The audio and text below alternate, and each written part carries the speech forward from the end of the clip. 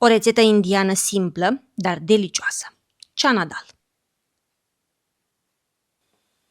Avem nevoie de 220 de grame de năut decorticat, pe care l-am hidratat în apă rece timp de 3-4 ore. Dacă programați din timp, îl puteți lăsa la hidratat peste noapte.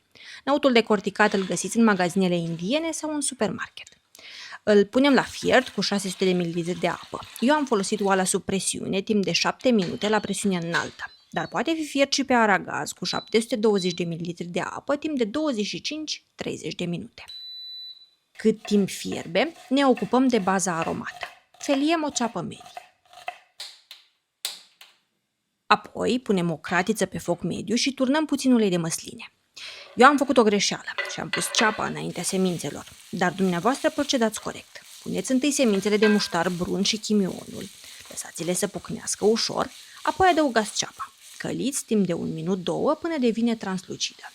Semințele se adaugă în uleiul încins înaintea cepei pentru a-și elibera aromele și a infuza uleiul, astfel încât fiecare ingredient care urmează să fie gătit, să capete profunzime și savoare. Continuăm cu o lingură de ghimbir mărunțit și o lingură de usturoi. Lăsăm totul la foc mic 1 minut 2, nu mai mult, pentru că nu vrem să se ardă și să prindă un gust amar. Urmează condimentele. O linguriță de gram masala, o linguriță de coriandru măcinat, o linguriță de pudră de ardei iute cașmiri și 3 sferturi de linguriță de turmeric. Le lăsăm 30-40 de secunde să-și elibereze aroma. Bucătăria se va umple de miresme îmbietoare, iar papilele gustative deja se activează. Apoi incorporăm 200 de grame de roșii tocate și le lăsăm să fiarbă împreună 4-5 minute. În acest timp se caramelizează ușor, astfel se intensifică gustul umami și se leagă toate condimentele, transformând preparatul într-o masă reconfortantă. Punem năutul gătit și amestecăm să-l combinăm cu baza condimentată.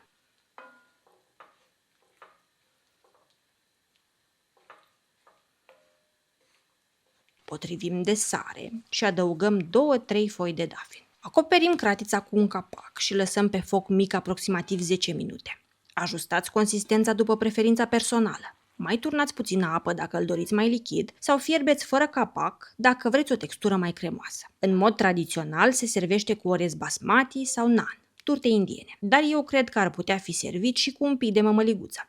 Voi ce spuneți? Preparatul este delicios, ușor picant, ușor dulceag și extraordinar în combinație cu murături. V-am stârnit curiozitatea? Găsiți rețeta în descriere. Salvați acest video și aștept cu drag comentariile voastre.